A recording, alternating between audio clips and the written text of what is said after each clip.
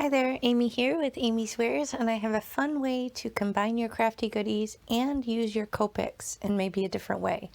I have a panel here that I previously cut down with some paper rose stitched edge rectangle dies, and I'm going to use these 4 Copic markers to create this fun card that you see here.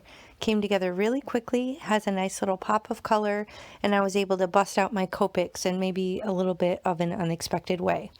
Now, I don't usually use the chisel edge on my markers. However, for this card, it really came in handy having that edge. You could do this with just the regular tip or whatever other alcohol markers you might have in your stash. But basically the trick here was having a straight edge. I have this little plastic T-square ruler. I think I got it from one of the, I don't know, big box craft stores. But basically I'm just using it here to create a straight edge and line these 4 colors up next to each other.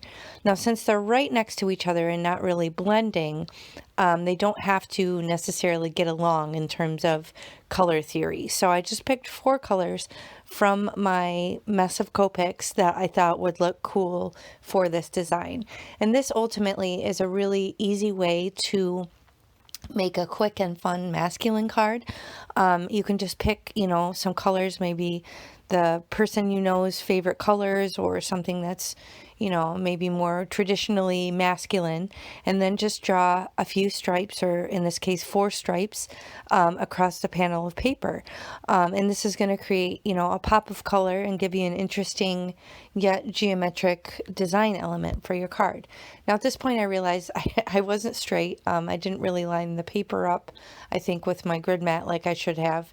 And when I started laying down the stripes, I realized they weren't straight. So I grabbed a smaller of the rectangles from my stitched edge rectangle dies and then just kind of kicked it a little bit to the side to make the lines that I drew on more straight. Now it will make this panel a little bit smaller in size on the A2 size card base, but that's no big deal. It's more important that it's straight, because if you don't have a lot going on for the card, then you want to make sure the components that you're doing are, correct and straight.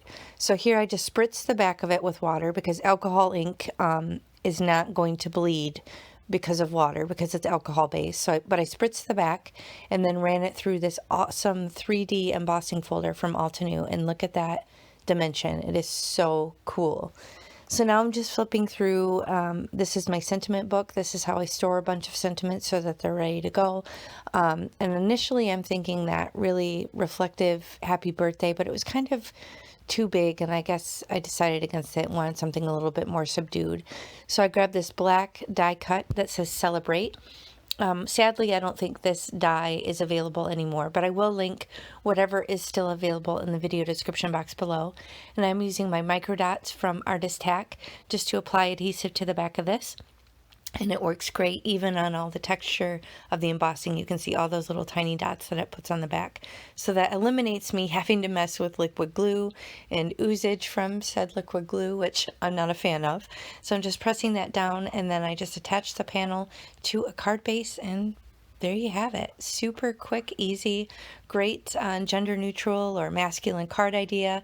And it's a fun way to use your Copics without, committing to coloring some big massive floral that maybe you're not in the mood for. So bust out those goodies from your crafty stash and combine them to make fun and easy masculine cards. So I hope you enjoyed this. If you did, please hit the thumbs up, and I'll catch you next time. Bye.